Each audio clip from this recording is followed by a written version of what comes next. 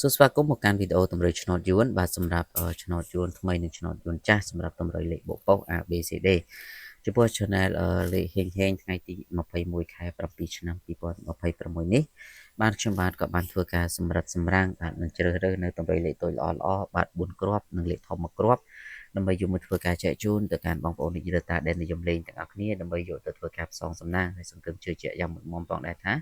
បងប្អូននឹងទទួលបាននូវលាភសំណាងហើយក៏ប៉ុន្តែមុននឹងយើងចូលទៅកាន់តម្រុយបាទបងប្អូនដែលមិនទាន់ចុច Subscribe ឬក៏ចុចជាវនឹងបងប្អូនសូមជួយចុចម្នាក់មួយផងបាទហើយចុចសញ្ញារូបកណ្ដឹងទៅដើម្បីបងប្អូនទាំងអស់គ្នាបានទទួលនៅវីដេអូថ្មីមុនគេជារៀងរាល់ថ្ងៃពី Channel ខ្ញុំបាទចឹងយើងត្រៀមប៊ិចត្រៀមកណ្ដាលដើម្បីនឹងធ្វើការកត់ចំណាំយកលេខទៅលេងទាំងអស់គ្នាបាទសម្រាប់តម្រុយឆ្នោតយួនថ្ងៃទី21ខែ7ឆ្នាំ2026សម្រាប់ឆ្នោតយួនថ្មីនិងឆ្នោតយួនចាស់បាទដែលយើងលេងគឺយើងលេងឆ្នោតយួនថ្មីម៉ោង10កន្លះម៉ោង1កន្លះហើយឆ្នោតយួនចាស់យើងលេងម៉ោង4កន្លះនិងម៉ោង6កន្លះបាទយើងលេង4ម៉ោងហ្នឹងចឹងបងប្អូនទាំងអស់គ្នាអាចលេងបានទាំងអស់គ្នាដោយគ្រាប់ទី1សូមធ្វើការបុកនៅលេខ88បាទគ្រាប់ទី2យើងលេង27បាទ88 27គ្រាប់ទី3យើងយក81ហើយនិងគ្រាប់ទី4យើងយក38បាទ